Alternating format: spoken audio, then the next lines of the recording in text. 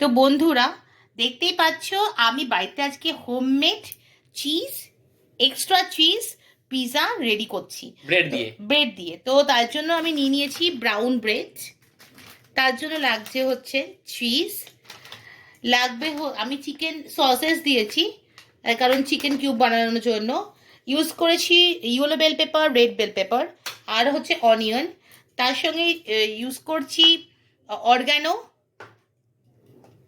তারপর হচ্ছে black pepper, pizza sauce, আর হচ্ছে রেড চিলি ফ্লেক্স, আর সামান্য একটু বিট নুন। তো দেখতেই পাচ্ছ আমার অলরেডি পিৎজা কিন্তু রেডি। এবার আমি সোজা দেবো পিৎজাটাকে পেরে। কিন্তু আমার ব্যাপারটা হচ্ছে প্যান ছাড়াও আমার কিন্তু ওভেন আছে, বাট আমি আজকে প্যানে ফার্স্ট টাইম করব এবং তার জন্য আমার লাগবে হচ্ছে বাটার। আমি ফার্স্টে একটু বাটার,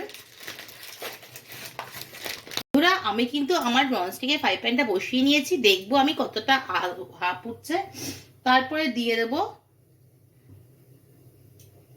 আমি যেহেতু একটা একটা করে করব, তারপরে দিয়ে দেবো হচ্ছে, দেখো বাটারটা কি সুন্দর মেল্ট হয়ে যাচ্ছে। বাটারটা ভালো করে প্যানের গায়ে মেল্ট করে নেবো। যাদের বাড়িতে ওভেন নেই তারা কিন্তু এইভাবেও করতে পারে। দেন তারপরে এই যে আমি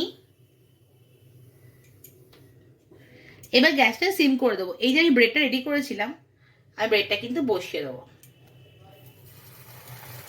আর এটা আমি ঢাকা দিয়ে দেবো। তো দেখো আমার পিৎজা রেডি হয়ে যাবে। বন্ধুরা দেখতেই পাচ্ছ ফাইনালি কিন্তু আমার হোমমেড ব্রেড পিৎজা রেডি। তো আমি এটা গরম গরম সার্ভ করব সৌহার্দ্যকে। ওয়াও, জাস্ট খুব ভালো, দেখেই যা ভাল লাগছে, মানে খেতে দেয় কেমন লাগবে। তো গাইস চলো খেয়ে নি।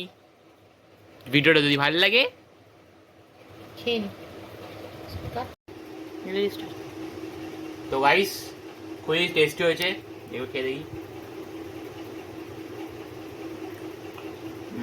ভালো।